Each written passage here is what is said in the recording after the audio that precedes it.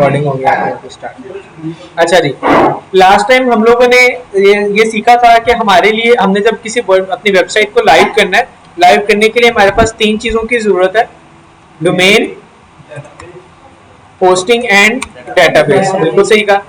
Database क्या होती है? जहाँ पे मेरा सारा डाटा पड़ा हुआ है। होस्टिंग क्या होती है?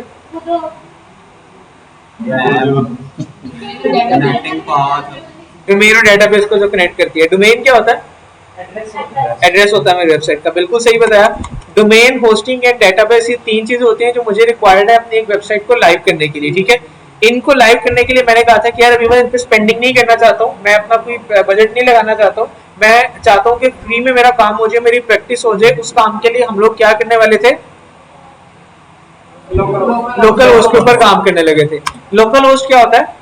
आप सेकंड नंबर पे जो बैठे, लोकल होस्ट क्या होता है? लोकल होस्ट इस पे हमने ये अपनी वेबसाइट को नहीं, टेम्परेरी वेबसाइट का क्या मतलब है? लोकल होस्ट का क्या मतलब है? सर लाइव नहीं कर सकते। लाइव होता क्या है लोकल होस्ट के अंदर मेनली? क्यों लाइव नहीं कर सकते? अरे नहीं, जिससे पूछ रहा हूँ वही बताया, याद नहीं क्या होता है लोकल होस्ट के अंदर? सर यही है कि इसको आप लाइव अपने कंप्यूटर पे लैपटॉप तक महदूद हो जाएगी। क्यों लैपटॉप तक महदूद रहता है? इसमें होता क्या? मेरी होस्टिंग कहाँ होती है इसमें? आप लास्ट में जो बैठे हैं, हाँ जी, रिकॉर्डिंग में ही? हाँ जी, आप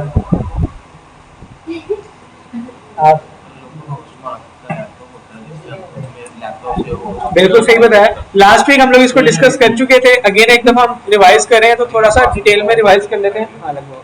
लोकल होस्ट क्या होता है? लोकल होस्ट के अंदर हम लोग अपने लैपटॉप को ही अपनी होस्टिंग बना लेते हैं। हमारा लैपटॉप हमारे लिए हमारा सर्वर बन जाता है, और उस लैपटॉप के अंदर रहते हुए हम लोग अपनी एक वेबसाइट बनाते हैं जिसके ऊपर हम लोग अपनी प्रैक्टिस कर लेते हैं, अपना काम कर लेते हैं। हम लोग लोकल होस्ट पे क्यों जा रहे हैं? एक तो भाई ये इस वजह से जा रहे हैं क्योंकि ये फ्री है, हम फ्री में इस पर प्रैक्टिस कर सकते हैं। दूसरी वजह क्या है कि अगर हम लोग लाइव होस्टिंग के ऊपर जाके अपनी वेबसाइट बनाते हैं और कोई मेजर गलती कर बैठते हैं, तो हम लोग कहाँ जा सकते हैं? गूगल के सैंडबॉक्स के अंदर। और गूगल का सैंडबॉक्स क्या है? गूगल की जेल है, जहाँ पे अगर आपको कोई मेजर गलती पकड़ी जाती है और आप गूगल के जेल में चले जाते हो, तो जिस तरह अभी आप 9 के केस में घुस जाते हो तो बाहर आना मुश्किल है, इसी तरह इसमें भी बाहर आना मुश्किल होगा, ये सोच के आपने कोई गलती करनी है। ठीक है, उससे बचने के लिए हम लोग क्या करते हैं? लोकल होस्ट पे जाते हैं ताकि हम लोग फ्रीली प्रैक्टिस कर सकें। प्रैक्टिस करने के लिए क्या था? मैं सबसे पहले आया था गूगल के ऊपर। गूगल पे आके मैंने सबसे पहले क्या किया? नए ब्राउजर पे आया, मैंने आके लिखा डाउनलोड ज़ैम्प और मैंने एंटर कर दिया। फर्स्ट लिंक पे क्लिक किया और ज़ैम्प डाउनलोड कर लिया। ज़ैम्प क्या है? लोकल होस्ट है, ये हम लोग लास्ट वीक डिस्कस कर चुके हैं। ठीक है, ज़ैम्प डाउनलोड किया। उसके बाद मैं नए ब्राउजर पे आया, आके मैंने लिखा डाउनलोड वर्डप्रेस, मैंने एंटर किया और डाउनलोड वर्डप्रेस पहले लिंक पे क्लिक किया और पहला मैंने वर्डप्रेस भी डाउनलोड कर लिया। इसके बाद क्या होगा? आपके पास सी में आप इधर आओगे, आपके पास डाउनलोड्स के अंदर यहाँ पे ये आप डाउनलोड्स में जाओगे तो आपके पास ये ज़ैम्प का इंस्टॉलर पड़ा होगा, आपने इस पे क्लिक करना है और ज़ैम्प को अपने सिस्टम में इंस्टॉल कर लेना सी के अंदर। और उसके बाद आपने क्या करना है? ये जो वर्डप्रेस का जिप फोल्डर आपके पास डाउनलोड हुआ है, इस पे राइट क्लिक करना है और आपने एक्सट्रैक्ट ऑल पे क्लिक कर देना है। आपके लिए आपका वर्डप्रेस का एक नया फोल्डर एक्सट्रैक्ट हो जाएगा। एक चीज स्टेप ध्यान रखना है, आपने जब एक्सट्रैक्ट ऑल पे क्लिक करना है तो ये जो लास्ट में वर्डप्रेस लिखा हुआ है इसको याद से क्या कर देना है? रिमूव कर देना है। अगर आप इसमें से जितने मैंने आपको स्टेप्स बताए हैं एक स्टेप भी मिस करते हो आपका वर्डप्रेस क्रैश हो जाएगा, तो आप लोगों ने इस चीज का ख्याल रखना है। आप इसको रिमूव कर दोगे, रिमूव करके एक्सट्रैक्ट पे क्लिक करोगे, आपके सामने इस तरह का कुछ वर्डप्रेस का फोल्डर आ जाएगा। याद रखना, अगर आपके एक्सट्रैक्शन में आपका वर्डप्रेस का फोल्डर प्रॉपर्ली एक्सट्रैक्ट नहीं हो सका, यानी कि फॉर एग्जांपल इसमें 19 आइटम्स है तो 19 आइटम्स पूरी आपकी एक्सट्रैक्ट नहीं हो सकी, तो आप लोगों का वर्डप्रेस क्रैश कर देगा, लोकल होस्ट में वर्डप्रेस पे वेबसाइट नहीं बना सकोगे। ये सारे स्टेप्स करने के बाद आपने क्या करना है? इस वाले फोल्डर को जो अभी आपका एक्सट्रैक्ट हुआ है इस पे जाना है, इसको रीनेम करना है और रीनेम करके इसका कोई भी नाम रख देना है जो आप चाहते हो कि आपने अपनी वेबसाइट का नाम रखना है। फॉर एग्जांपल मैं कहता हूं मैंने अपनी वेबसाइट का नाम रखना है, क्या नाम रखना है? कोई नाम बता दो आप लोग। वो लास्ट टाइम भी रख दिया था ना, अभी पड़ा होगा डेटाबेस में। सरफहीम लिख लें, चलो सरफहीम लिख लेते हैं। अब मैं अपनी वेबसाइट का नाम लिखने लगा हूँ सरफहीम के नाम से। सरफहीम के नाम से मैंने अपनी वेबसाइट का नाम रखना है, मैंने लिख दिया सरफहीम और मैंने कर दिया एंटर। ठीक है, अब मैंने क्या करना है, इस फोल्डर को यहाँ से कंट्रोल सी करना है या कंट्रोल एक्स कर दो, चलो छोड़ो कंफ्यूज ना होना इसमें, है वही रखना है। अगर एक अल्फाबेट में मिस होता है आपका तो आपकी वेबसाइट क्रैश कर देगी, नहीं बनेगी, ठीक है। मैंने यहाँ पे क्या करना है, इसको कंट्रोल एक्स करना है, यानी कि कट करना है यहाँ से, और पहले आके मीटिंग में एक्सेप्ट करना है जो भी आया, और उसके बाद आपने आ जाना है वापस अपने जैम्प के फोल्डर के ऊपर, ठीक है। किधर गया जैम्प मेरा, सी के ऊपर मैं आता हूँ, यहाँ मेरा पड़ा हुआ था जैम्प, ये आ गया मेरा जैम्प, मैं जैम्प के ऊपर जाता हूँ। जैम्प के अंदर मैंने किस फोल्डर में जाना था, htdocs, ये आ गया मेरा htdocs का फोल्डर, इस पे जाना मैंने, और जाके मैंने क्या करना है कंट्रोल v। जैसे ही मैं कंट्रोल v करूंगा, अब क्या होगा, मेरा वो जो वर्डप्रेस का एक्सट्रैक्ट हुआ वो फोल्डर है वो यहाँ पे पेस्ट हो जाएगा with in a minute.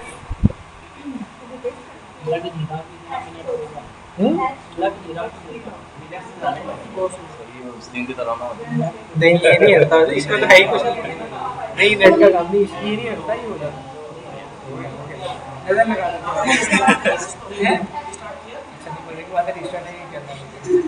Time ही नहीं मिला।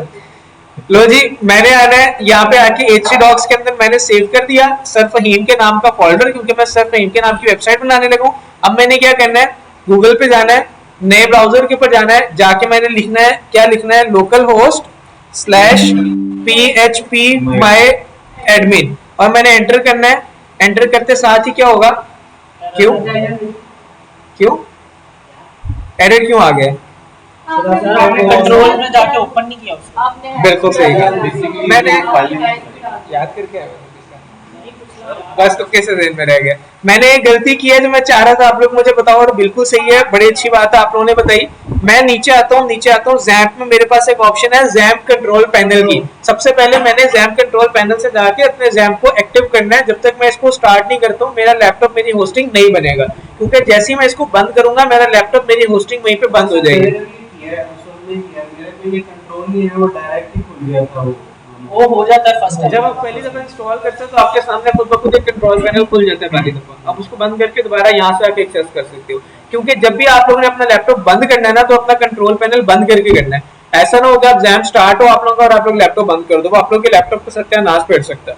तो लैपटॉप हो जाता है 2 मिनट में। ये देखो जैम कंट्रोल के ऊपर मैंने डबल क्लिक किया, ठीक है, अभी ये साथ ही खुल गया। मैंने पहले 2 को स्टार्ट किया, जैम स्टार्ट हो गया मेरा।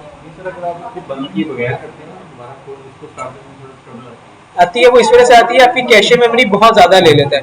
नॉर्मली हमारे लैपटॉप्स में 6-8 MB होती है कैशे मेमोरी, अब वो 6 या 8 MB में से अगर ये ले लेता है 5-6 MB तो बहुत मुश्किल होता है बाकी लैपटॉप के लिए कवर अप करना, ठीक है। अच्छा जी, आप मुझे बता सकते हो लास्ट में जो बैठे हो, यार मैंने सिर्फ ये पहले 2 स्टार्ट किए, नीचे वाले 3 स्टार्ट क्यों नहीं किए?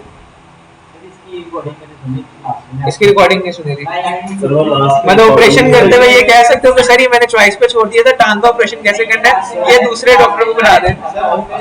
सर वो रिकॉर्डिंग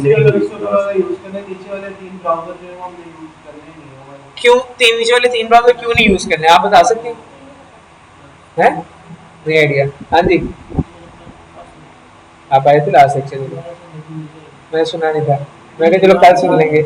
हाँ जी, याद करके नहीं आए। याद करके नहीं है वो तो कैसे नहीं नहीं वो मुझे पक्का याद है। हाँ जी हाँ जी, कौन सा? ये अच्छा सवाल है भाई। मैंने पहले 2 स्टार्ट किए, लास्ट वाले तीनों स्टार्ट क्यों नहीं किए मैंने? एक मिनट यार, शोर नहीं करना। लास्ट वाले तीनों को मैंने स्टार्ट क्यों नहीं किया? अच्छा, वर्डप्रेस में इन दोनों का ऑप्शन आता है, वर्डप्रेस इन तीनों को सपोर्ट ही नहीं करता। ये ध्यान मुझे पागल है जिन्होंने 3 बना के दे दिए। सपोर्ट नहीं करता, इसमें ना बिल्डिंग नहीं है। बिल्डिंग नहीं है क्या? मुझे ये हमारा क्रोम, अगर हमें इन पर काम करना है तो पहले इनके साथ हम कनेक्ट करेंगे। क्या कनेक्ट करेंगे? ये फायरफॉक्स वगैरह और ये सारी फाइल। बिल्कुल सही कहा। अपाचे और MySQL क्या है जिनको मैं स्टार्ट करूं, ये मेरी डेटाबेस है, ये मेरी होस्टिंग है, जिनको मैंने स्टार्ट किया, स्टार्ट करने से मेरा लैपटॉप मेरी होस्टिंग बन गया और मेरी डेटाबेस क्या हो गई, एक्टिव हो गई। फाइलजिला, मर्करी एंड टॉमकैट, ये तीनों होस्टिंग नहीं है, ये तीनों एडिशनल के तौर पे इन्होंने एक ब्राउजर्स ऐड ऑन किए हुए कि अगर आपने गूगल क्रोम के अलावा इन 3 ब्राउजर्स के ऊपर काम करना है तो आप इनको यहाँ से स्टार्ट करके इनके ऊपर काम कर सकते हो। गूगल क्रोम बाय डिफॉल्ट इसके अंदर एक्टिवेटेड होता है, अगर आप सिंपली इन दोनों को स्टार्ट करते हो तो आप गूगल क्रोम पे काम कर सकते हो, ठीक है।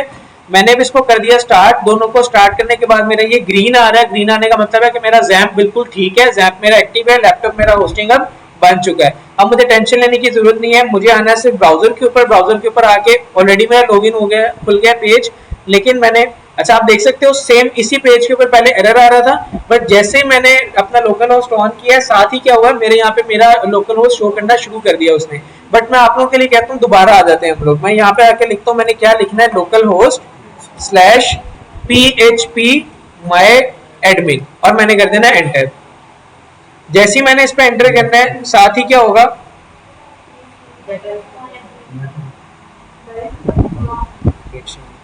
जैसे ही मैंने इस पे एंटर करना है साथ ही क्या होगा, मैं अपने होस्टिंग के बैकएंड पे आ गया हूँ, यानी कि मैं अब अपने बैकएंड पे यानी कि सी पैनल के ऊपर आ गया हूँ इन शॉर्ट। ठीक है, अब यहाँ पे मैंने क्या करना है, डेटाबेसेस के ऊपर क्लिक करना है और नाम लिखना है वही सेम जो मैंने वहां लिखा था, एक स्पेलिंग पे मिस्टेक नहीं होना चाहिए। स्पेस देनी है या स्पेस के बगैर नहीं? ऐसे आपने उधर भी स्पेस के बगैर लिखना है, इधर भी स्पेस के बगैर लिखना है। ठीक है, आपका यही प्रॉब्लम है, डोमेन नेम में स्पेस नहीं आती।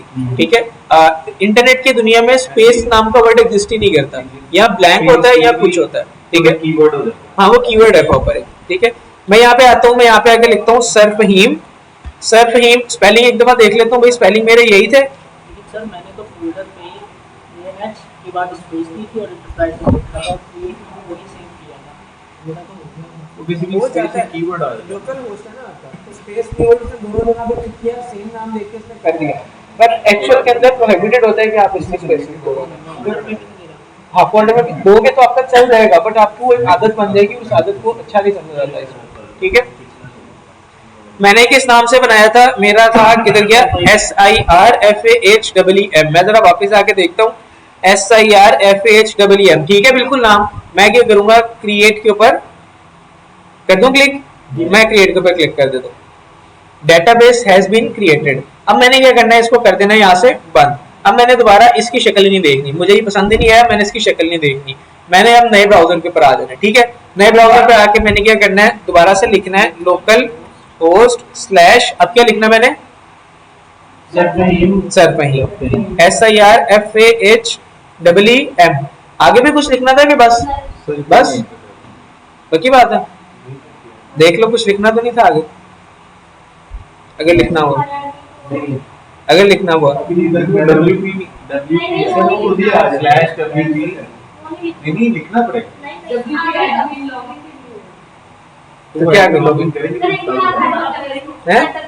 एंटर में बाद में करूँ ना, पहले आप लोग बताओ लिखना है या नहीं लिखना, नहीं लिखना, लिखना है, लिखना है, क्यों नहीं लिखना, मैं WP लॉगिन नहीं लिखता हूँ तो मैं कैसे लॉगिन कैसे करूंगा, मैंने तो लॉगिन करना है, मैं कैसे लॉगिन करूंगा।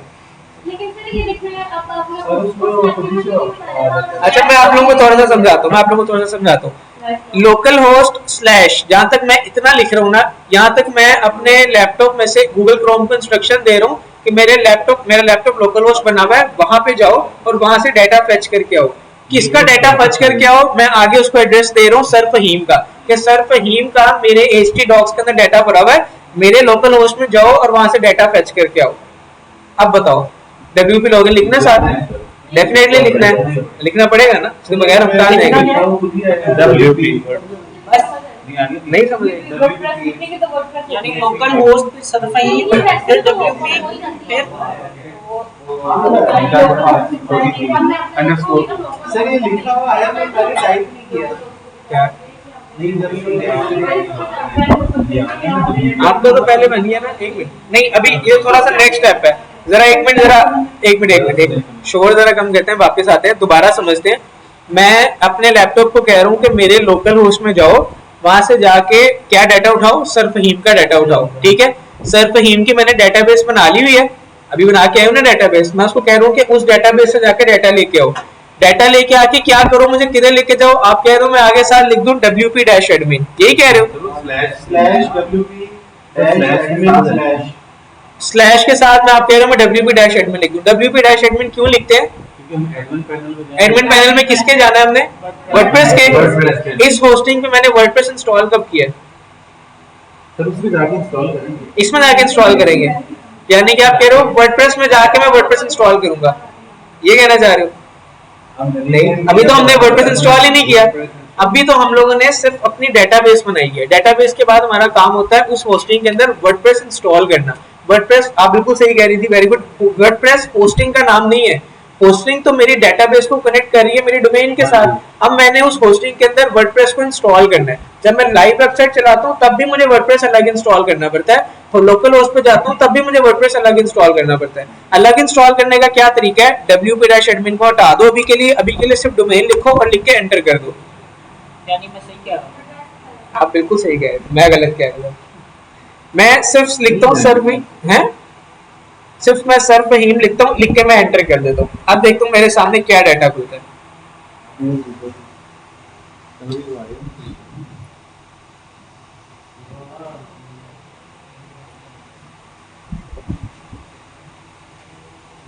लैपटॉप रिस्टार्ट नहीं किया, नहीं किया उस टाइम से। नहीं किया तो सिर्फ फास्ट चलना है। वो अपने आप को क्रिएटिव शो करना चाहता है ना, मैं क्रिएटिव लोगों सबके सामने, खैर अभी हो जाता है।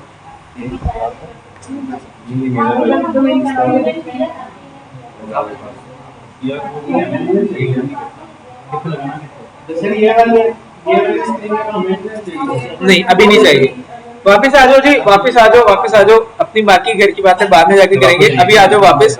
अब मुझे वो क्या कह रहा है, ये मेरा है सर फहीम का मेरा सेटअप सर उसके बाद आगे यही है, हाँ आगे यही आ रहा है ना। अब आप देखो इसमें wp-admin तो लिखा है, लेकिन उसके आगे क्या लिखा है, सेटअप configuration.php। इसका क्या मतलब है कि भाई wp लॉगिन आप कर सकते हो, बट अभी नहीं, क्योंकि अभी आपने पहले अपना सेटअप कॉन्फ़िगरेशन करना है, आपने वर्डप्रेस को इंस्टॉल करना है। अभी तो वर्डप्रेस है ही नहीं आपके साइट पे, अभी आप कहाँ आना चाहते हो। मैं वर्डप्रेस इंस्टॉल कैसे कर सकता हूँ, इंग्लिश लैंग्वेज है, ठीक है, सेलेक्ट करता हूँ, मैं कंटिन्यू के ऊपर क्लिक करता हूँ, जिससे सवाल पूछूंगा वही बंदा जवाब देगा। लेट्स गो के ऊपर क्लिक करता हूँ, डेटाबेस नेम है, हाँ क्लास रिकॉर्ड हो रही है, यस रिकॉर्ड हो रही है। डेटाबेस नेम क्या है, मेरा डेटाबेस का नेम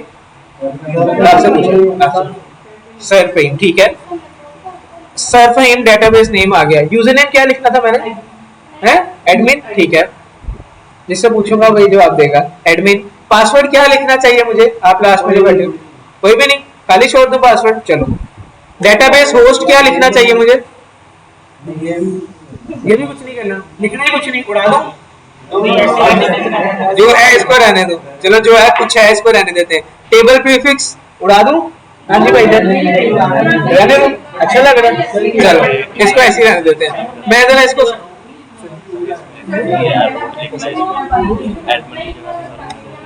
बिल्कुल सही कहा, आपकी यहाँ पे मिस्टेक आ गई। हम लोगों ने यूजर नेम की जगह क्या लिखना था, क्यों लिखना था, क्यों लिखना था, क्योंकि सर बनाया ही नहीं इसमें कोई चीज फाइल है? अभी तो एडमिन पैनल बनाएंगे। तो रूट लिखने का क्या मतलब है यहाँ पे, बेसिकली हम खुद जाओ अंदर, खुद ही एडमिन बन जाओ, खुद ही हमारे आप एडमिन नहीं बन जाओ। यहाँ पे क्या मकसद है, थोड़ा सा इसको रिवाइज करता हूँ। डेटाबेस नेम मैंने यहाँ पे लिख दिया कि भाई ये मेरी डेटाबेस नेम है, यहाँ पे मेरा सारा डाटा पड़ा होगा, यहीं से आपने जाके उठाना है। अब यहाँ पे वो मुझे कहता है कि उस डेटाबेस का यूजर नेम और पासवर्ड बताओ, वर्डप्रेस का नहीं बताओ, डेटाबेस का यूजर नेम और पासवर्ड बताओ। भाई मैंने तो डेटाबेस में ना यूजर नेम लगाया ना पासवर्ड लगाया, तो मैं क्या करूंगा, यहाँ लिख दूंगा रूट। रूट का क्या मतलब है कि मेरी डेटाबेस में कुछ चले जाओ, जाके देख लो, जो यूजर नेम पासवर्ड मिलता है उठा लो, जो रखना है रख लो, मुझे नहीं पता, खुद कर लो जो तुमने करना है, मुझे नहीं आता ही कैसे करना है। मैंने रूट लिख दिया और पासवर्ड छोड़ दिया एम्प्टी, क्योंकि मैंने पासवर्ड कोई लगाया ही नहीं हुआ, वो डेटाबेस में खुद ही जाएगा, वहां जाके खुद ही देख लेगा, ठीक है। डेटाबेस होस्ट मैंने नहीं छोड़ना छेड़ना, टेबल प्रीफिक्स मैंने नहीं छेड़ना, और मैंने क्या कर देना, सबमिट।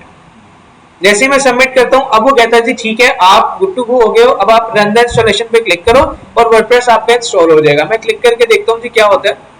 जैसे ही मैं क्लिक करता हूँ, अब क्या हुआ, वेलकम वर्डप्रेस इंस्टॉल होने लगा है। बस कुछ चीजें बता दो मुझे, क्या बतानी है, साइट टाइटल, साइट के टाइटल मेरा क्या होने वाला है, सर फहीम लिख देता हूँ। अब वो मेरे से पूछ रहा है वर्डप्रेस का यूजर नेम, कि वर्डप्रेस पे आप क्या यूजर नेम पासवर्ड रखना चाहते हो, ठीक है। फॉर एग्जांपल कोई पासवर्ड रख लेते हैं, याद रखने के लिए मैं कहता हूँ एडमिन रखना है, और पासवर्ड क्या रखना है, एडमिन 123 कर लेते हैं। Confirm use of week password, okay कोई इशू नहीं है। ईमेल कोई डाल देते हैं, मैं हमेशा गलत मैंने डालता हूँ, आज भी गलत ही डाल देता हूँ, और मैं क्या करता हूँ इंस्टॉल वर्डप्रेस के ऊपर क्लिक कर देता हूँ।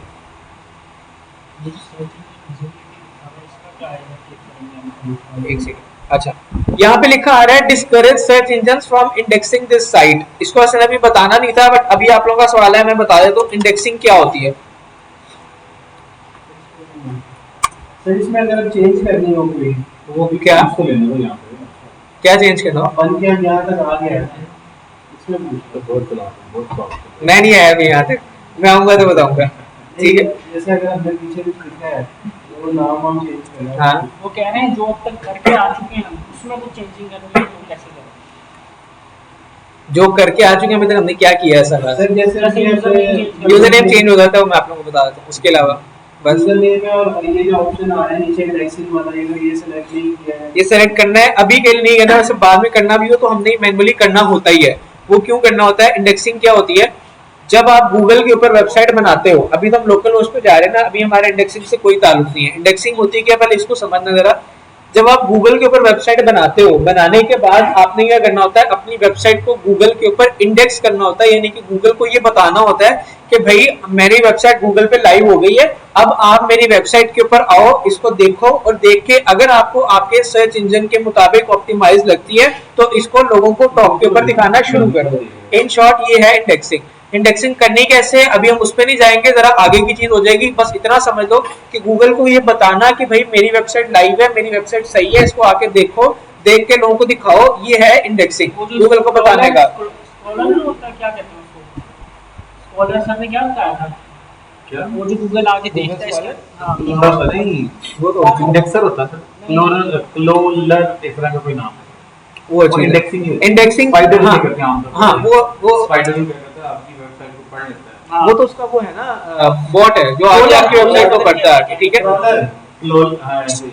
अच्छा, इंडेक्सिंग किस तरह करनी है, क्या करनी है, अभी हम उस पर आते हैं बाद में। अभी के लिए क्या है, इंडेक्सिंग के लिए जो चीजें रिक्वायर्ड होती हैं, दो चीजें मेन है वेबसाइट के लिए, उसको जरा हम पढ़ लेते हैं क्योंकि वो आगे भी जाके हमारे काम आने वाली है। शायद आप लोग पढ़ के आए हो पहले, साइट मैप और robot.txt पढ़ा है क्या होता है? साइट मैप और robot.txt नहीं पढ़ा, इसको जरा समझ लेते हैं क्या होता है। एक चीज होती है robots.txt और एक चीज होती है साइट मैप फाइल नेम है, बट ये बहुत इंपॉर्टेंट फाइल नेम है क्योंकि आपकी वेबसाइट जब आपने स्टार्ट करी है, ऑटोमेटिकली भी करते हैं, मैनुअल भी करते हैं, दोनों तरीके होते हैं। ये जब आपकी वेबसाइट स्टार्ट होने वाली है ना, तो आपके फर्स्ट स्टेप्स आपकी वेबसाइट के यही होने वाले हैं, robot.txt और sitemap.xml। अभी हम लोग लोकल होस्ट पे बना रहे हैं, अभी हम लोग इसका नहीं बनाएंगे, बट हम इंशाल्लाह जब अपनी वेबसाइट को लाइव करेंगे तब हम लोग robot.txt की फाइल भी बनाएंगे, तब हम लोग sitemap.xml की फाइल भी बनाएंगे, ठीक है। अभी के लिए क्या है, robot.txt की फाइल क्या होती है, पहले इन चीजों को समझ लेते हैं, बना बाद में लेंगे। robot.txt की फाइल ये जब हम पब्लिश करते हैं अपनी वेबसाइट के साथ, तो हम लोग फेसबुक हम लोग गूगल को अलाउ करते हैं कि भाई मेरी वेबसाइट आपके लिए ओपन है, मेरी वेबसाइट को आप थोरली चेक करो कि इस पे आओ, अपने बोर्ड्स भेजो और इसको थोरली चेक करो और इसके हर पेज को चेक करके रैंक करवा दो। गूगल को इजाजत देना कि मेरी वेबसाइट पे आओ, ये हम लोग करते हैं robot.txt की फाइल को इंप्लीमेंट करके, और गूगल को बताना कि भाई मैंने ये robot.txt भी लगा दिया और मेरी वेबसाइट भी लाइव होगी, अब आप आ जाओ मेरी वेबसाइट पे। वो चीज हम करते हैं इंडेक्सिंग के बाद, इंडेक्सिंग के थ्रू, ठीक है। साइट मैप क्या होता है, अपनी वेबसाइट का हमारा जितने भी पेजेस होते हैं हमारी वेबसाइट पे, अब आप लोग कहोगे फॉर एग्जांपल यार 3 4 5 तो पेजेस होते हैं, जो मेन असल वेबसाइट्स होती हैं उनके 100 200 पेजेस भी होते हैं। पेजेस होते क्या है, अभी हम उन पे आने लगे हैं, पेजेस को समझते हैं क्या होते हैं, बट नॉर्मली वेबसाइट के 100 200 पेजेस होते हैं। हमारी वेबसाइट के जितने भी पेजेस होते हैं उन सब पेजेस का डाटा साइट मैप पे पड़ा होता है कि इस वेबसाइट के, यूं समझ लो कि हमारी वेबसाइट का एक मैप बना होता है जिसके अंदर सारे पेजेस लिंक होते हैं, 7 पेजेस का लिंक लगा होता है, उस पेज के अंदर जितने लिंक्स होते हैं वो लगे होते हैं, उस पेज के अंदर जितनी पोस्ट है हम सबका डाटा पड़ा होगा कहाँ पे, साइट मैप के ऊपर। तो क्या होगा, इंडेक्सिंग के बाद गूगल चेक करेगा robot.txt की फाइल लगी हुई है, यानी कि हमने गूगल को अलाउ किया हुआ है, अगर अलाउ किया हुआ है वो अपने बोर्ड को भेजेगा साइट मैप के ऊपर। ये robot.txt उस वक्त अंदर आपकी लाइव होगा। हाँ लाइव, अभी इसमें नहीं इसमें नहीं है जी। सर लेकिन ये लगाना कैसे है? लगाना कैसे मैं आपको बताता हूँ, आप क्या कह रहे हो। सर ये जब हम दोबारा लोकल होस्ट पे जाते हैं, फॉर एग्जांपल मेरे पास पहले इंस्टॉल कर लिया वर्डप्रेस, दोबारा जब मैं नई फाइल या नया कोई वेबसाइट बनाता हूँ तो वो सारा मुझे दोबारा तो नहीं प्रोसीजर करना पड़ेगा। मैं आपको उसका बताता हूँ, बस ये चीज PHP माय एडमिन पैनल में नहीं, मैं आपको बस ये क्लियर कर दूं एक दफा, फिर मैं दोबारा बताता हूँ आपको, ठीक है। sitemap.xml क्या हुआ, इंडेक्सिंग के बाद गूगल आया, उसने देखा robot.txt की फाइल लगी हुई है, आपने गूगल को अलाउ कर दिया कि भाई आ जाओ, आने के बाद वो कहा जाएगा उसका बॉट साइट मैप पे, साइट मैप पे आपके सारे पेजेस के लिंक लगे होंगे, वो वहाँ साइट मैप से आपकी वेबसाइट के सारे पेजेस को इंडेक्स कर लेगा, सारे पेजेस को देख लेगा, गो थ्रू कर लेगा सारे पेजेस को। अभी के लिए इतना समझ लो, इसको लगाने के दो तरीके हैं, एक है मैनुअल, एक है ऑटोमेटिक तरीका। यूजुअली लोग साइट मैप और robot.txt को पढ़ते ही नहीं है, उसकी वजह क्या है कि हम लोग एक ऐप या एक प्लगइन इंस्टॉल करते हैं अपनी वेबसाइट में एसईओ करने के लिए, जो आपने शायद नाम सुना होगा योस्ट एसईओ का, नाम सुना है किसी ने? योस्ट एसईओ मतलब अभी हम आगे जाके पढ़ेंगे, मल्टीपल प्लगइन्स हैं, हाँ हम मल्टीपल प्लगइन्स हैं जिनको हम एसईओ के लिए अपने वेबसाइट में इंस्टॉल करते हैं। ये प्लगइन ऑटोमेटिकली ये दोनों फाइल्स बना के अपलोड कर देते हैं मेरी वेबसाइट के लिए। मैनुअली किस तरह करते हैं हम फिर भी वो एक दफा सीखेंगे, क्योंकि आना चाहिए हम लोग को, हम लोगों ने वर्डप्रेस पढ़ना है तो आना चाहिए, बट इतना समझ लो कि जब हम एसईओ का प्लगइन करेंगे ना तो ऑटोमेटिकली ये दोनों फाइल्स मेरी वेबसाइट में क्या होंगी, इंस्टॉल हो जाएंगी, दोनों फाइल्स पब्लिश कर देगा ये प्लगइन ऑटोमेटिकली। कहाँ से रिपीट कर दूं? ऑटोमेटिक वाला देखो दो तरीके हैं, एक तो ये कि ये दोनों फाइल्स मैं मैन्युअली बनाऊं और बना के खुद वेबसाइट पे अपलोड करूं, एक मैं कहता हूँ कि यार मैं खुद नहीं बनाना चाहता, खुद किसी तरह हो जाए। खुद करने का क्या तरीका है, एसईओ का तो आपको आइडिया है ना कि हमने एसईओ करनी है अपनी वेबसाइट के लिए। एसईओ करने के लिए हम कोई ना कोई प्लगइन इंस्टॉल करते हैं अपनी वेबसाइट पे, that might be Yoast SEO, that might be any else, हमारे पास कुछ 4-5 बड़े नाम है एसईओ के प्लगइन्स के अंदर जो हम लोग इंस्टॉल करते हैं अपनी वेबसाइट पे। प्लगइन क्या होता है हम आगे जाके पढ़ने लगे, ठीक है। जब आप ये प्लगइन इंस्टॉल करके एक्टिव करते हो ना तो ये बाय डिफॉल्ट ऑटोमेटिकली आपकी ये दोनों फाइल्स बना के आपकी वेबसाइट के ऊपर पब्लिश कर देता है, ठीक है। पैन क्या रिवॉल्विंग दे देना, ठीक हो गया, समझ आ गई सबको, क्लियर हो गया सबको, कोई कंफ्यूजन, कोई मसला परेशानी, दुख तकलीफ दर्द कोई, ठीक है। एलसीडी नहीं है, लाइफ पे हम करेंगे, प्रैक्टिकल करेंगे। मैंने भी सिर्फ आप लोगों ने इंडेक्सिंग का पूछा तो मैंने सिर्फ इस वजह से आपको बताया कि इंडेक्सिंग प्रॉपर्ली क्लियर हो जाए, आप लोगों के दिमाग में फंसा ना रह जाए कि क्या हम छोड़ रहे हैं। कॉन्शियस से होते हुए सबकॉन्शियस में जाना चली गए, तो इसलिए कह रहा हूं। कोई इशू नहीं। अच्छा जी वापस आते हैं, जरा इसको करते हैं यहाँ से लॉगिन के ऊपर क्लिक, क्योंकि हमारी वेबसाइट होगी रेडी। यूजर नेम हमने क्या रखा था? रूट नहीं रखा था, नहीं बाद में रख लिया था ना।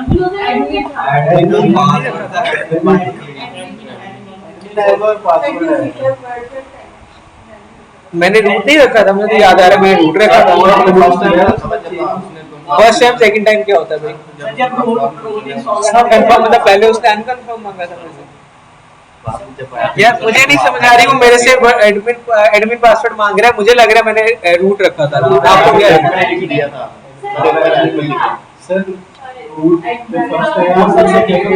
फर्स्ट यहाँ पे आपने सर वो वर्डप्रेस की फाइल तो रूट मैंने कहा रखा था, मेरे दिमाग में क्या मैंने रूट रखा, वो कहाँ रखा था? बिल्कुल सही कहा, रूट मैंने कहाँ पे रखा था? जहाँ मैंने उसको कहा था कि भाई डेटाबेस का एडमिन पासवर्ड नहीं है, यूजर नेम पासवर्ड नहीं है, डेटाबेस से जाकर खुद ढूंढ लो, ये था route. Route first time second time में नहीं था, ये कोई जवाब नहीं कि फर्स्ट टाइम मैंने ये रखा था बाद में ये कर दिया था।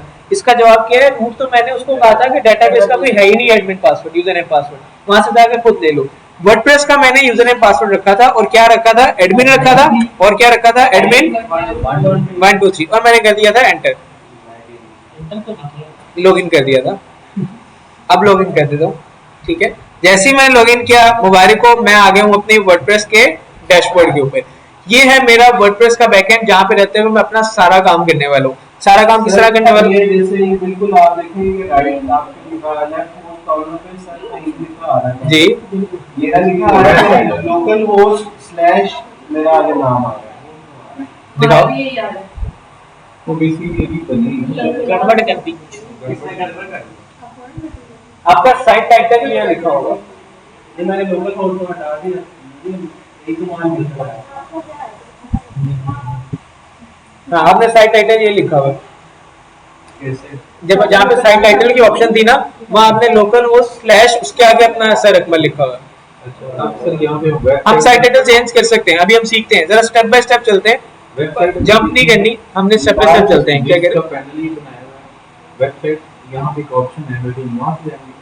वेबसाइट आप डायरेक्टली भी जा सकते हैं, क्योंकि अब हमारी वेबसाइट लोकल होस्ट पे लाइव हो गई है ना। अब आप लोग क्या करोगे, अगर आपने अपनी वेबसाइट को एक्सेस करना है, आप लोग क्या करोगे, लोकल होस्ट स्लैश सरफहीम और आप कर दोगे एंटर। आप लोगों के सामने आप लोगों की वेबसाइट आ गई जो हम लोगों ने बनाई है, ठीक है। अब आप लोग अपनी इस वेबसाइट पे आ जाओगे। ये हमने वेबसाइट अपनी बना ली है, ये हमारी वेबसाइट लाइव हो गई है, ठीक है। हम जरा बैकएंड के ऊपर आते हैं। बैकएंड पे अब आने के लिए क्या करना है, हमने wp-admin, ये चीज याद रखनी है। अब हम लोगों ने क्या करना है, लोकल होस्ट स्लैश हमारा डोमेन जो कि हमारा नाम था, और नाम लिखने के बाद में क्या करना है, स्लैश wp-admin। ये वो यूआरएल होगा या ये वो तरीका होगा जिसके थ्रू हम लोग अपने डैशबोर्ड के ऊपर एक्सेस कर रहे होंगे, ठीक है। मैं इसको करता हूँ, यहाँ पे करके मैं बैकएंड पे आता हूँ वापस अपने स्लैश wp-admin, ठीक है। अब सबसे पहले तो भाई मैं जरा रश कम करना चाहता हूँ, मुझे जरा इस रश में मजा नहीं आ रहा काम करने का। मैं जरा रश कम करता हूँ, एक एक करके इन सबको बंद करता हूँ, खत्म करता हूँ। यहाँ पे आता हूँ, सब मैंने खत्म कर दिया। अभी भी तंग कर रहा है मुझे, इन सब चीजों को भी उड़ा देता हूँ, यहाँ से भी उड़ा देता हूँ, ये भी उड़ा देता हूँ, ये भी उड़ा देता हूँ, टाइटल स्टेटस भी अभी उड़ा देता हूँ। मैं कुछ नहीं कर रहा हूँ, जब मुझे जरूरत पड़ेगी मैं ऑन कर लूंगा। अभी मैंने उड़ा दिया। अब मेरा वर्डप्रेस हो गया जरा साफ, सोफिस्टिकेटेड, डिसेंट, सुलझावा बच्चा बन गया अभी। अब जरा इसको यहाँ से आगे लेके चलते हैं। कैसे किया, स्क्रीन ऑप्शंस ऊपर आ रहा है, इस पे क्लिक किया और इन सबको अनटिक कर दिया। ये मेरा ऑटोमेटिकली यहाँ से चला गया, ठीक है। अभी मेरा चला गया। अब आ गया यहाँ पे मेरा वर्डप्रेस का पैनल जहाँ पे मैं एक्चुअल में काम करने वाला हूँ, ठीक हो गया। अब जरा इससे पहले एक चीज को छोटा सा समझ लें, छोटी सी एक चीज समझ लें, उसके बाद हम इसको समझना शुरू करते हैं। यहाँ चलो पहले पेजेस को इसी को समझ लेते हैं, फिर उसके ऊपर आते हैं, तो कंफ्यूज ना हो जाओ आप लोग। सबसे पहली चीज है पोस्ट और पेज, इसके अंदर क्या डिफरेंस है, कोई बंदा बता सकता है? सर पोस्ट हम जो अपना रोजाना के जो आर्टिकल है जो करेंगे वो पोस्ट होती है, और पेज सर एक दफा जो वेब पेज बना लेंगे वो पेज है, और पेज पर ही बेसिकली पोस्ट की जाती है। बिल्कुल ठीक था। अगर मैं इसको आसान थोड़ा सा मजीद, बिल्कुल ठीक है आपने, मैं इसको थोड़ा सा अगर डेफिनेशन की वे में लेके आऊँ तो पेज हम लोग उसको कहते हैं जिसके अंदर मल्टीपल काइंड ऑफ कंटेंट होता है, ठीक है। मल्टीपल काइंड ऑफ कंटेंट होगा, वो क्या होगा, मल्टीपल टाइप ऑफ कंटेंट होगा, वो क्या होगा, मेरा पेज होगा। जिसके अंदर मेरा स्लाइडर भी चल रहा है, जिसके अंदर मेरा लिंक मेरे ब्लॉगिंग वाले पेज पे भी जा रहा है, जिसके अंदर कैटेगरीज भी आ रही हैं, जिसके अंदर कुछ प्रोडक्ट्स भी आ रही हैं, सब कुछ आ रहा है, वो मेरा क्या है, एक पेज है। अबाउट अस है, उसके अंदर मेरा अबाउट अस का फॉर्म भी लगा हुआ है, कॉन्टैक्ट अस का फॉर्म भी लगा हुआ है, सब कुछ लगा हुआ है, वो मेरा क्या है, पेज है। कलेक्शन है अलग अलग चीजों की, वो मेरा क्या है, पेज है। पोस्ट क्या है, जिसके अंदर मैं एक सिंगल कंटेंट के बारे में या सिंगल टाइप के बारे में या मैं सिंगल चीज के ऊपर या सिंगल टॉपिक के ऊपर मैं लिख देता हूँ, सिंगल टॉपिक के ऊपर मैं डिस्कस कर रहा हूँ, वो मेरा क्या है, पोस्ट है। फॉर एग्जांपल ब्लॉग, बिल्कुल ठीक था, मैं ब्लॉग पब्लिश कर रहा हूँ, क्या है, एक कंटेंट के ऊपर, एक चीज के ऊपर, एक टॉपिक के ऊपर डिस्कशन करूँ ना, एक टॉपिक के ऊपर ही सिर्फ अपना डाटा लिख रहा हूँ, तो वो क्या है, मेरा पोस्ट है। पोस्ट मैं कर रहा हूँ अपने पेज के अंदर अपना आर्टिकल पब्लिश करने के लिए, इन शॉर्ट, ठीक है। किस तरह कर सकते हैं वो भी हम अभी देख लेते हैं। पेज और पोस्ट के बाद जो मेन काम आता है कमेंट्स, तो सबको आइडिया होगा जो मेरे पोस्ट के ऊपर लोग कमेंट कर रहे हैं। मीडिया, जो मैंने इसकी लाइब्रेरी के अंदर अपनी पिक्चर्स ऐड की हुई हैं। अब मेन बात आ जाती है थीम की और थीम एडिटर की।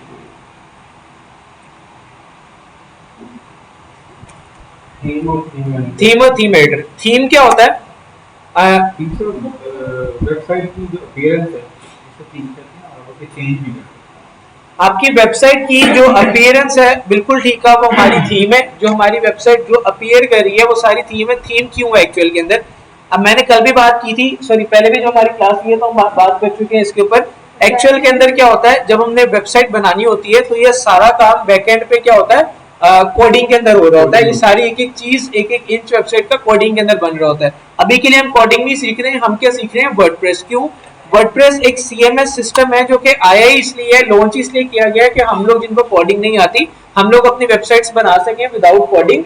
हम लोग विदाउट कोडिंग इजीली एक्सेस करके अपनी websites simple drag and drop करके बना सकें।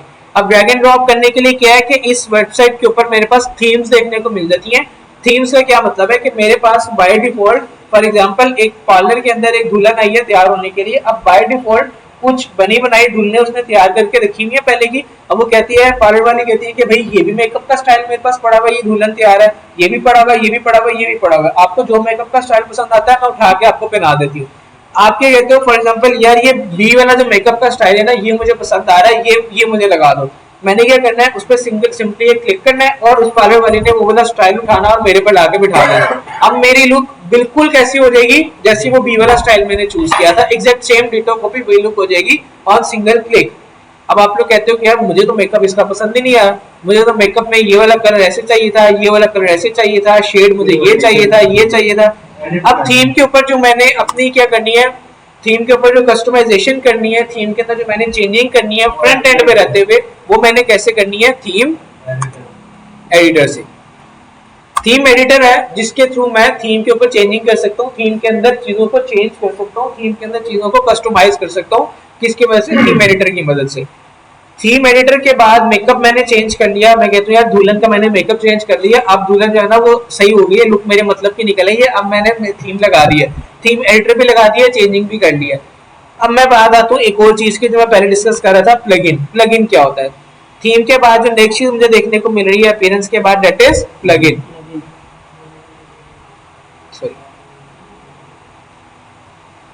आपने वेबसाइट की लुक, वेबसाइट का मेकअप, वेबसाइट की सारा कुछ फ्रंट एंड पे यूआई यूएक्स चेंज किया है थीम से और थीम एडिटर से, बट आप इससे एक चीज चेंज नहीं कर पाते हो, दैट इज योर वेबसाइट की परफॉर्मेंस।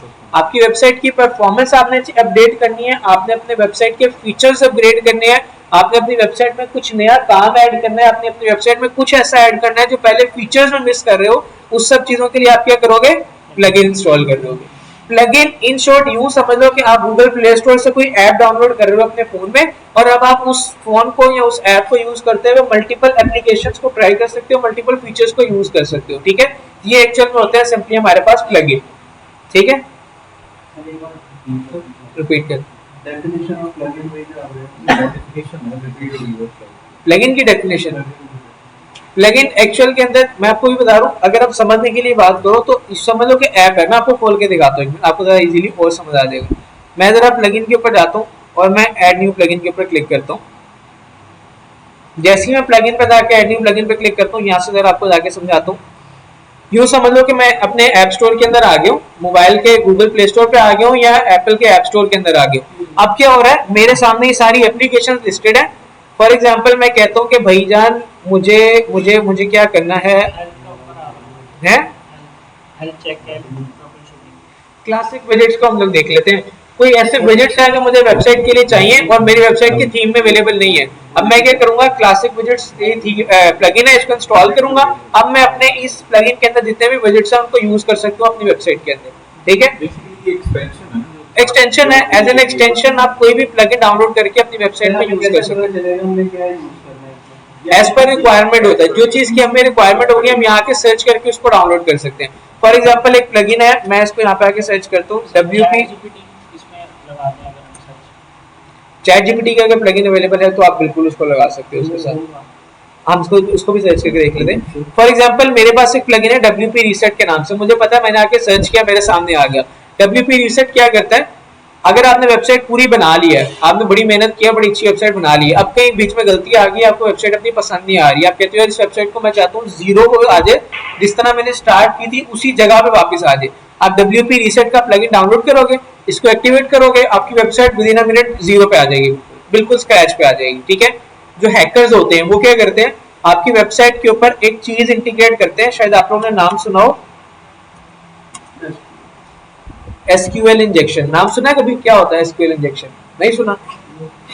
SQL इंजेक्शन हैक करने का किसी वेबसाइट को इतना इजी तरीका है, इतना इजी तरीका है कि जिसको आता है उसके लिए हलवा है, ठीक है। जिसको नहीं आता उसको मैं सिखाऊंगा भी नहीं, क्योंकि काम है भी नहीं अच्छा करने वाला, ठीक है। SQL इंजेक्शन से क्या होता है कि आप सिंपली किसी के एक कमेंट के ऊपर जाके अगर आप SQL इंजेक्शन को इंजेक्ट कर देते हो और वो कमेंट अगला बंदा डिलीट नहीं करता, तो उस एक कमेंट के थ्रू आपकी पूरी वेबसाइट हैक कर सकता है।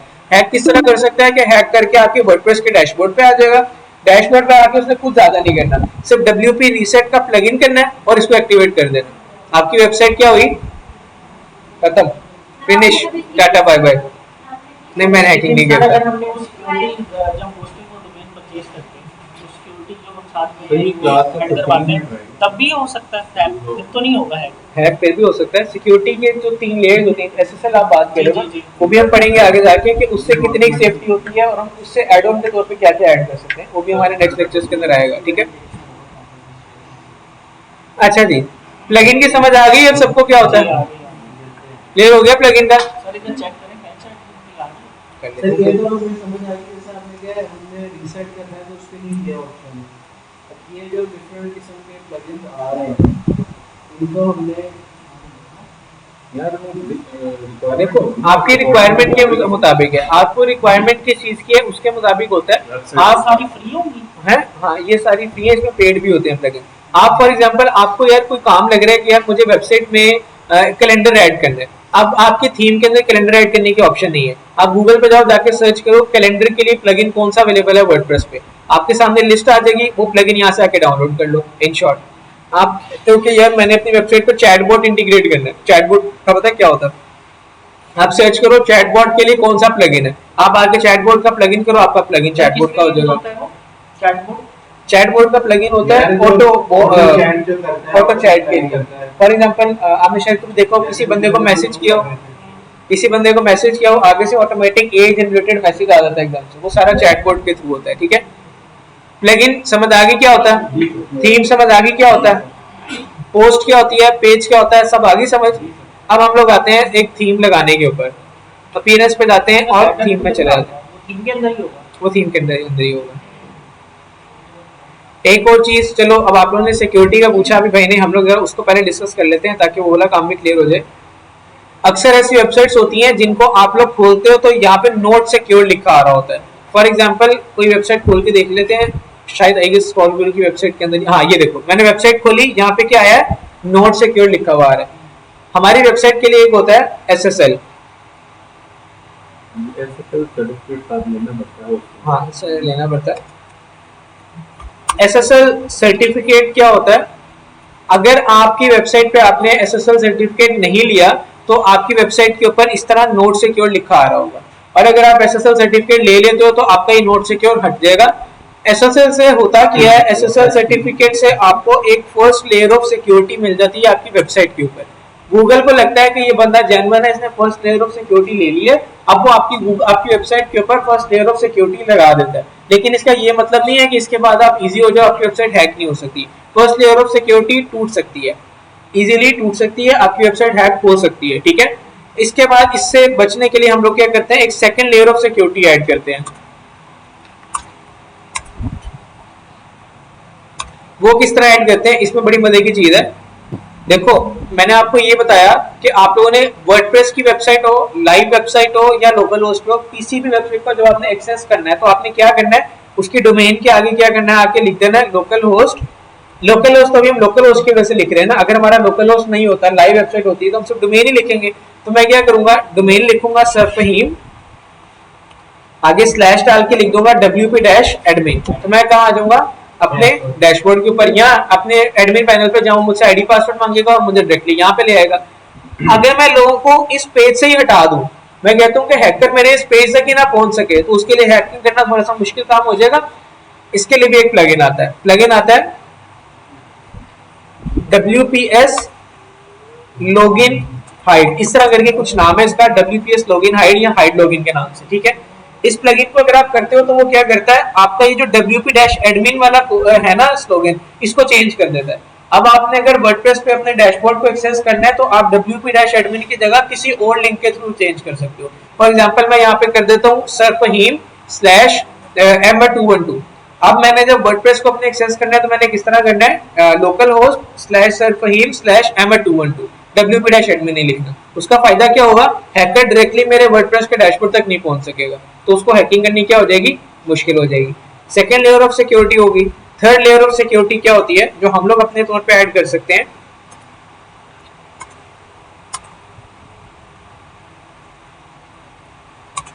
That is 2FA। 2FA क्या होता है, आप लोगों को सबको आइडिया होगा, डिजिटल मार्केटर्स हो, social media marketers, Facebook to Facebook IDs, Facebook यानी 2 वाला 2 फेसेस इन फेसबुक। नहीं, यानी कि फेसबुक के साथ कुछ लिंक शिंक करेंगे नहीं, कोई तुक्का, कोई आइडिया नहीं। फिर मार्केटिंग से क्या बड़ा रिलेशन? खुला है सर, नहीं अगर मैं इसको लिखता हूँ टू फैक्टर अच्छा, टू फैक्टर ऑथेंटिकेशन। ऑथराइजेशन या ऑथेंटिकेशन, चलो ऑथेंटिकेशन लिख लेते हैं, दोनों चीजें इसको कहा जाता है। अब कुछ समझ आया क्या होता है? बिल्कुल आ टू फैक्टर व्हाट्सएप पे भी होता है, फेसबुक पे भी होता है, इंस्टाग्राम पे भी होता है, गूगल पे भी होता है। होता क्या है?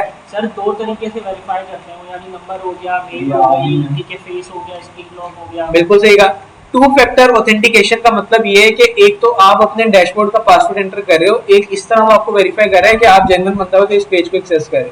अब अगर आप टू फैक्टर ऑथेंटिकेशन लगा दोगे तो वो फिर एक तरीके से वेरीफाई करके आपको इजाजत नहीं देगा लॉगिन करने की। अब वो आपको कहेगा अब आप दो तरीकों से मुझे प्रूव करो कि आप हो। दो तरीकों से कैसे प्रूव करो? दूसरा तरीका कोई आप चूज कर सकते हो कि आप जब भी लॉगिन करना चाहो आपको सिम पे मैसेज आए, कोड जो हमें ओटीपी आता है, वन टाइम पासवर्ड, या आप जब भी लॉगिन करना चाहो आपको अपनी ईमेल पे मेल आए, कुछ भी जो आप ऐड करना चाहो वो आप ऐड कर सकते हो। एंड अगेन 2FA के लिए भी हमें प्लगइन ऐड करना पड़ता है, बाय डिफॉल्ट ये थीम में नहीं होता। ठीक है, ये तीन सिक्योरिटी लेयर्स होती हैं। इसको प्लगइन किया 2FA के नाम से, 2FA के नाम से सर्च करेंगे हमें प्लगइन मिल जाएगा इसके अंदर। ठीक है, ये तीन मेन चीजें होती हैं जिसके थ्रू हम लोग अपनी वेबसाइट की सिक्योरिटी को मेक श्योर कर सकते हैं। ठीक है, आप लोगों ने अब जो काम करके आना है वो क्या करना है, हम जरा थीम्स को देख लेते हैं।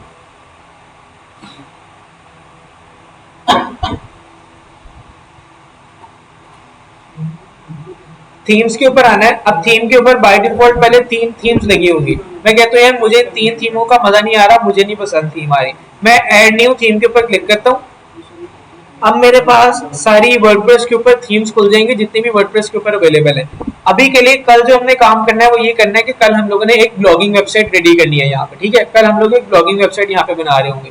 आज की आप लोगों की असाइनमेंट ये है कि आप लोग गूगल पे जाके सर्च करो, आप लोग वर्डप्रेस पे आके सर्च करो, कहीं भी सर्च करो, मुझे कल आप लोगों ने ब्लॉगिंग के लिए एक ऐसी थीम ला के देनी है जिसपे कल आप लोग सब लैपटॉप पे यहाँ बैठ के मेरे साथ अपनी ब्लॉगिंग की वेबसाइट बनाओगे। कोई इशू नहीं, आप मजीद सर्च करो, सर्च करके मुझे कल आके आप लोगों ने देनी है। थीम फॉर लॉगिन, खाली थीम नहीं, फ्री थीम को। अभी हम लोगों ने पेड थीम पे नहीं जाना, बजट नहीं आया इतना। फ्री थीम, बजट सारा आईडिया के पास आ गया। बजट सारा इधर आएगा। Free theme for blogging for WordPress 2024 enter कर दो। अब आपके सामने काफी फ्री थीम्स खुल के आ जाएंगी। हर एक थीम को खोलो, चेक करो। फॉर एग्जांपल आप उनको देखना चाहते हो ये कैसी लगती है, आप यहाँ पे आके सर्च कर लो। फॉर एग्जांपल पहले ब्लॉगिंग, ब्लॉगिंग के ऊपर क्लिक करो और ब्लॉगिंग लिखो, सर्च कर दो। सर हम ब्लैंक भी तो क्रिएट कर सकते हैं ना? कर सकते हैं, बट वर्डप्रेस में आने का मकसद ही है कि आप थीम्स के theme for login of WordPress. For example यहाँ पे मेरे पास ये एक थीम आई है इजी ब्लॉगिंग के नाम से, मैंने ये लगानी है। मैं इजी ब्लॉगिंग पे जाता हूँ। ठीक है, अब यहाँ पे मेरे सामने इसका एक प्रीव्यू खुल जाएगा। अच्छा, यहाँ पे भी लाइव प्रीव्यू की ऑप्शन आती है, इसकी आ नहीं रही। चलो, आपको कोई भी थीम पसंद आ रही है, फॉर एग्जांपल आप कहते हो जी मुझे नीव थीम पसंद आ रही है, आप क्या करोगे, गूगल पे आओगे, यहाँ पे आके लिखोगे नीव थीम वर्डप्रेस लाइव डेमो और आप क्लिक कर दोगे। आपके सामने इस थीम का लाइव डेमो या लाइव प्रीव्यू आ जाएगा खुल के। ठीक है, ये आगे वर्डप्रेस नीव थीम, इस पे चले जाके देख लेते हैं। ये आगे इस पे जाके देख लेते हैं। ठीक है, यूट्यूब को वीडियोस में जाना है वहां जाके देख सकते हैं। मैं जरा जाके देखता हूँ, यहाँ पे ये आ गया, थीम आ गई। मैं प्रीव्यू के ऊपर क्लिक करता हूँ, ये मेरे पास है थीम आ गई। ठीक है, ये थीम कुछ इस तरह की नजर आती है। कैसी है, अच्छी है, बुरी है, मुझे नहीं पता, ये आप लोगों ने देखना है। कल के दिन के लिए क्या है कि आप लोग गूगल से जाके देखो या वर्डप्रेस से देखो, इट्स अप टू यू। वैसे वर्डप्रेस पे ऑप्शन कम होती है तो आप वर्डप्रेस पे भी देख सकते हो और साथ गूगल पे अलग से भी देख सकते हो। नीव थीम क्या नाम है?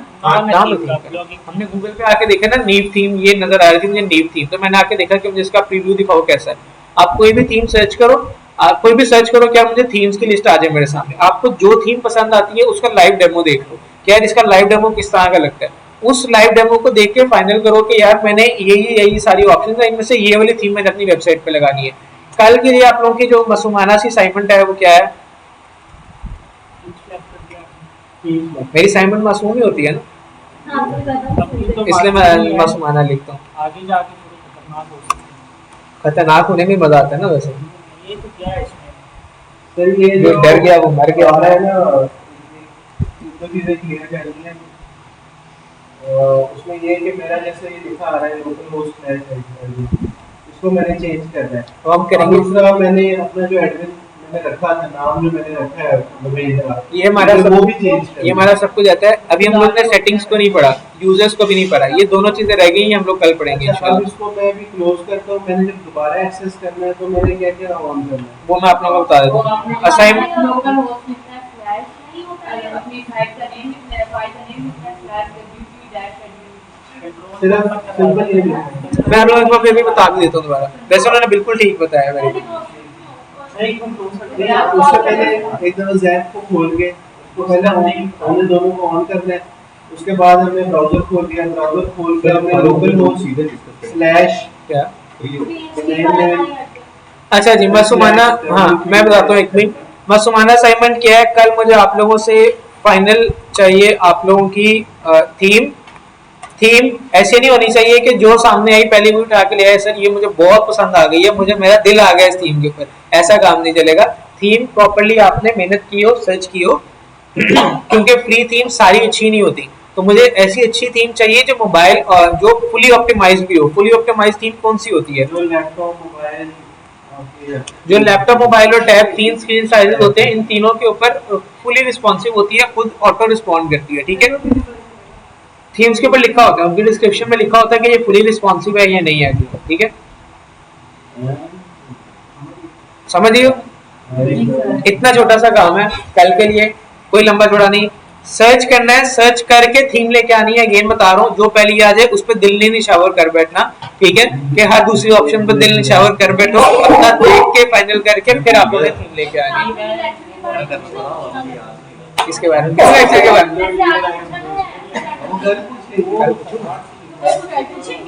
अब कल भूलूंगा तो फिर आप लोग ही बताओगे ना मुझे, याद करके। अब ये ब्लॉगिंग के लिए थीम सर्च कर रहे हैं ना, तो आप लोगों ने ऐसी देखनी है जो ब्लॉगिंग के लिए थीम हो। आज का हाँ बेटी, ब्लॉगिंग के लिए आप लोगों ने थीम देख के आनी है। आज ही कर उसके लिए मैंने ये बनाना है ना अपना, उसको उसके हिसाब से मैं देख के बनाऊंगा।